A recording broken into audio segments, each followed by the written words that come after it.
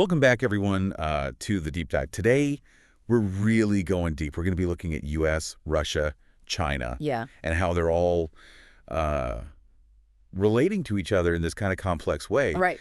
Specifically focusing on Ukraine and Central Asia, two very important areas in the world right now.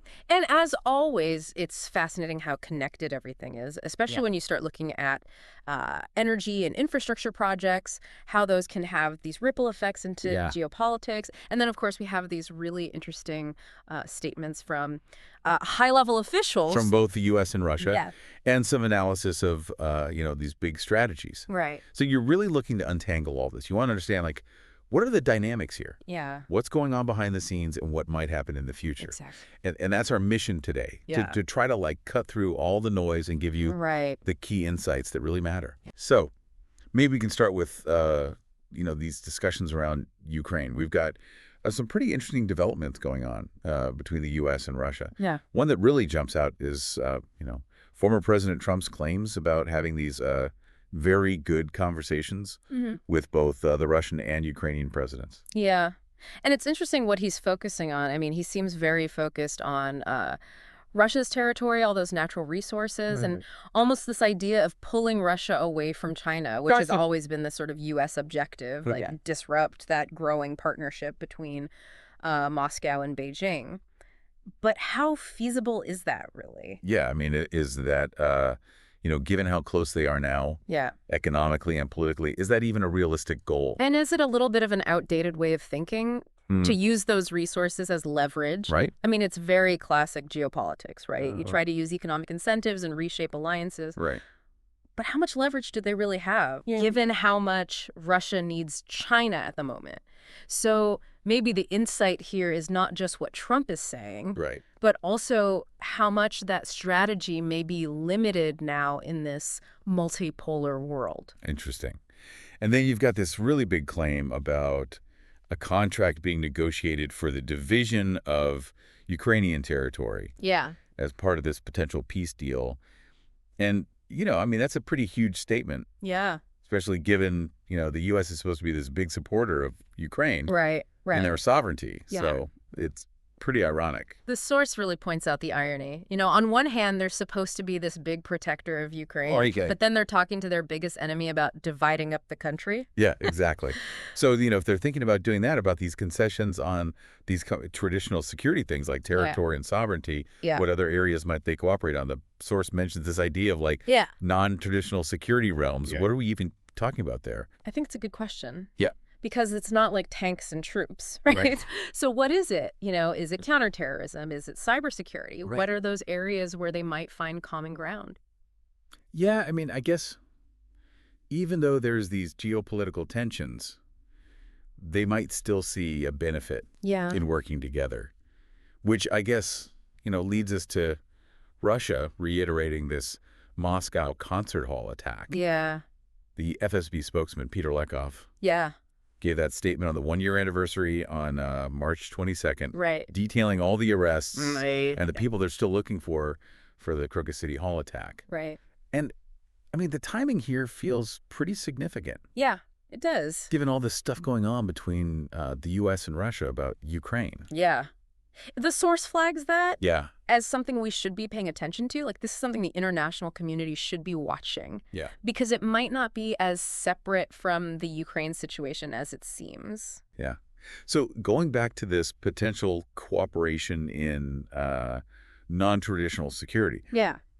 The source says that Central Asia could be that entry point. Right. For the U.S. and Russia to start working together. Why Central Asia? Well, I think you have to look at it this way. Central Asia has these strong ties to Russia. Yeah. Historically, culturally. Right. It's also increasingly part of China's Belt and Road. Right. And the U.S. has been involved there, too. Yeah. So you have all these powers with interests in the same region. Right. And then you have the real threat from extremist groups. Right. So it's a logical place to start if you're looking for areas where they might cooperate on counterterrorism. Yeah. But it's also a sensitive one. Yeah, I mean, remember the Tajik Ministry of Foreign Affairs denied that any of their citizens were involved in the concert hall attack? Yeah.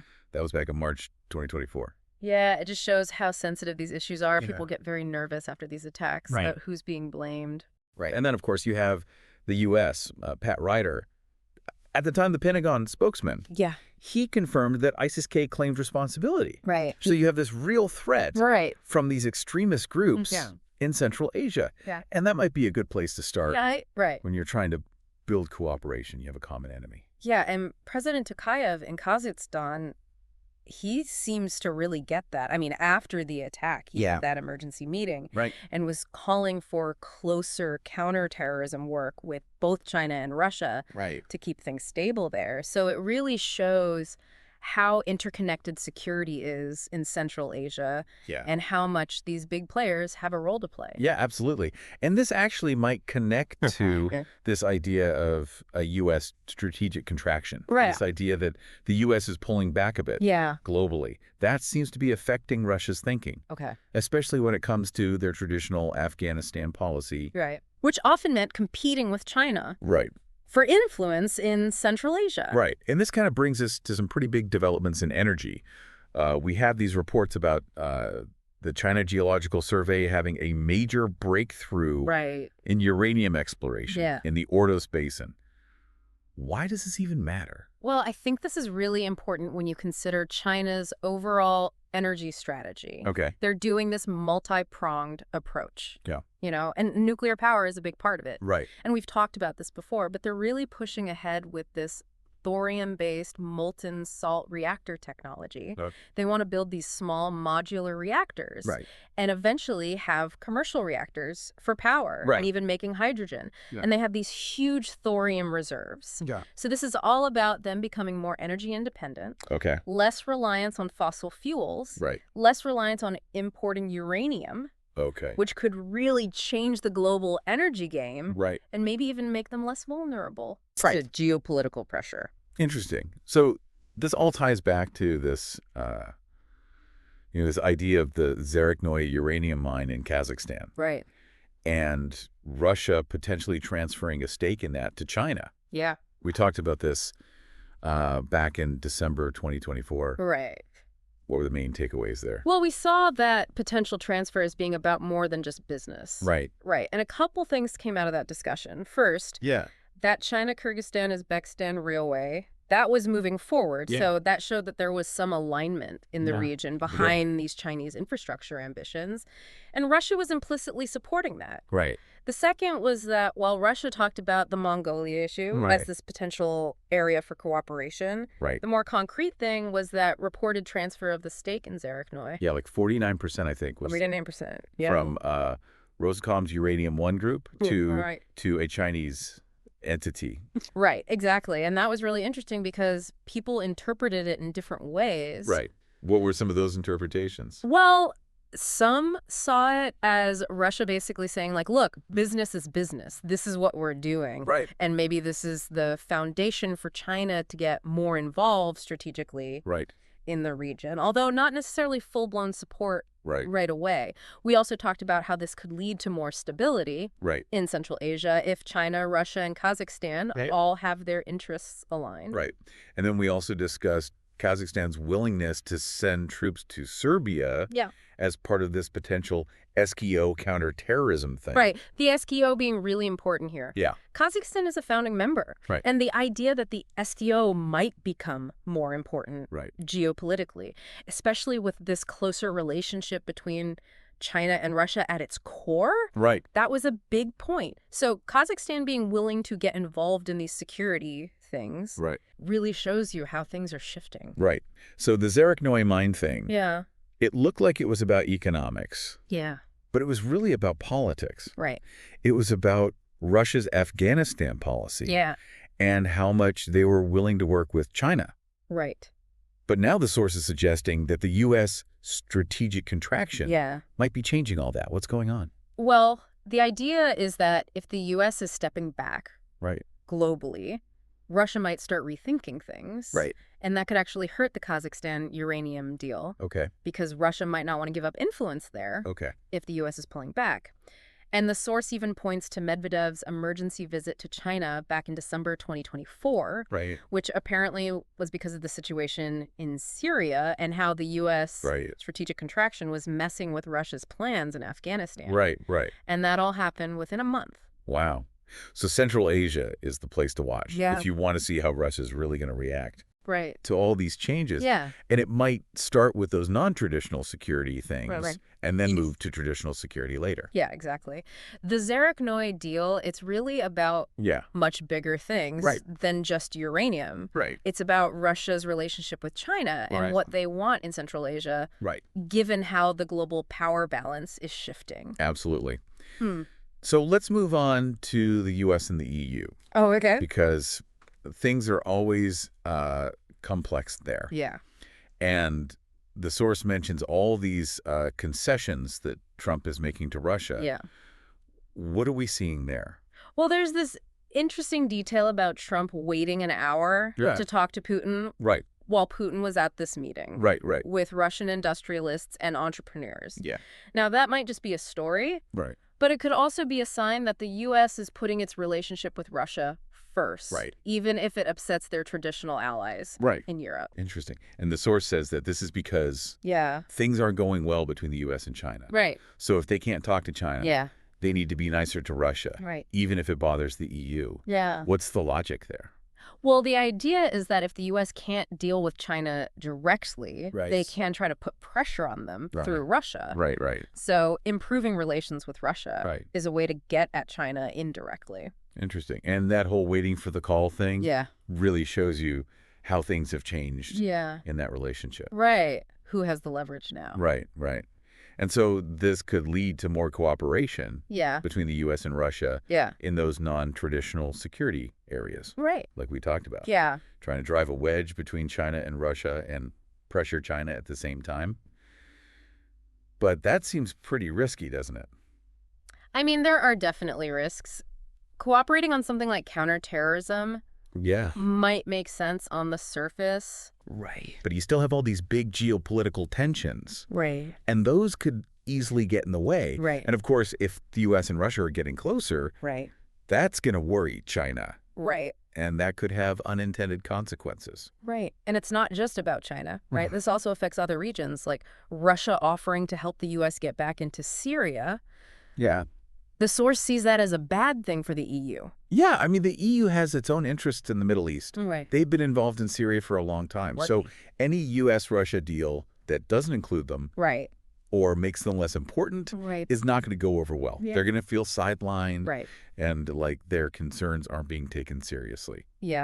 Which I guess is why Macron is planning that trip to Egypt to talk about Gaza reconstruction. It's like some EU countries are thinking, if the U.S. and Russia are going to do their own thing, we need to get closer to China. To balance things out. To maintain their influence in the region. Okay, let's talk about Taiwan. Because that's a whole other piece of this puzzle. The source says that Trump might be trying to use Taiwan as leverage over China. Maybe to get that visit he wants. It's a classic move. Use something sensitive as a bargaining chip. And the source points out how Japan is siding more and more with the U.S. on Taiwan because they're mad about China's seafood ban after the Fukushima thing. So you see how these regional disputes can get caught up in this bigger geopolitical game. And China has been very clear that they will not tolerate any interference on Taiwan. They're committed to the one China principle. And you saw how they reacted when that former Japanese defense guy became an advisor in Taiwan. Mao Ning's statement was very strong. They brought up the anniversary of the victory against Japan to remind everyone of those historical sensitivities. And to make it clear, Taiwan is a red line. They see it as an internal matter. No outside interference. And the source even suggests that Trump is trying to get Europe and Russia involved in the Taiwan issue. What would be the point of that? Well, I think the idea is to create this international front on Taiwan, make it seem like everyone agrees. But the source thinks that Russia's going to be careful. They don't want to upset China. But the EU might play along. Right. To stop China and the EU getting too close. Yeah. And maybe get some leverage over China. Right, like that take what they needed thing. Right. With the Duterte situation. Yeah. So everyone's got their own angle. Yeah, everyone's playing their own game. Yeah. So let's talk about what's happening inside the U.S. Okay. Because the source mentions some pretty big things, like revoking those security clearances. Yeah. For all those big names. Yeah, Harris, Clinton, Biden, too, before it shows how divided things are in U.S. politics. And the source sees those unredacted Kennedy assassination files as being part of that. Yeah, like a threat and an offer at the same time. What do you mean? Well, the threat is that the files might have something bad about those people or their allies. Right. The offer is that nothing too bad has come out yet. So maybe if they cooperate, nothing else will. It's like they're using that information as a weapon. Yeah, it's a power play. Yeah.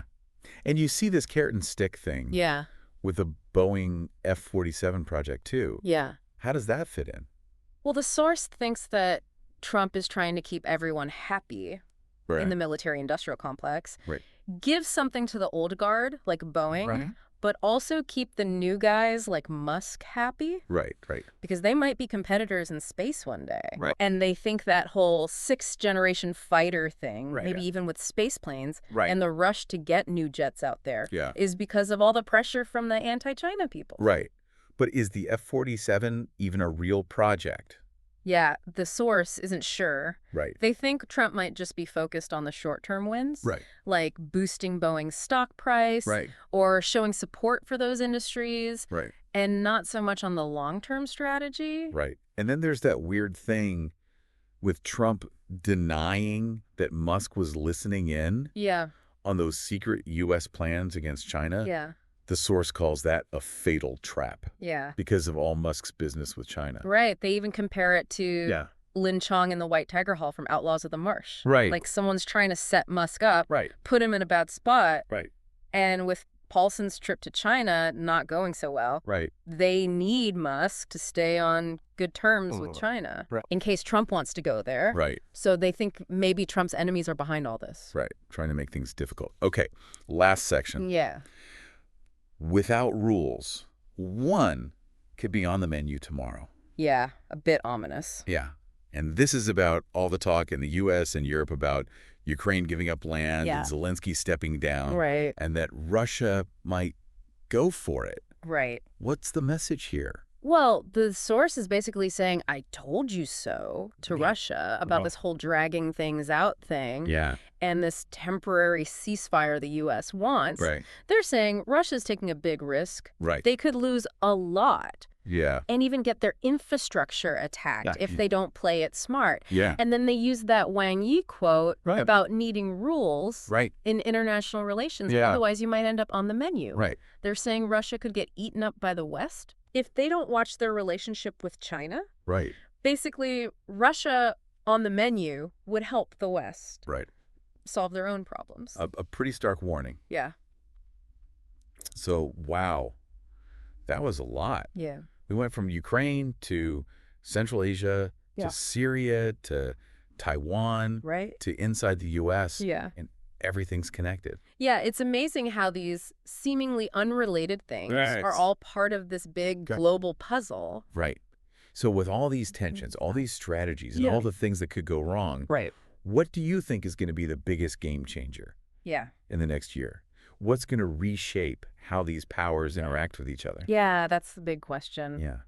And when these countries make these deals, that seems so smart and practical. Yeah. What are the consequences that they don't see coming? Yeah. What are those unintended consequences? That's just to think about as we watch this all play out. Yeah. It's going to be interesting to see what happens. Absolutely.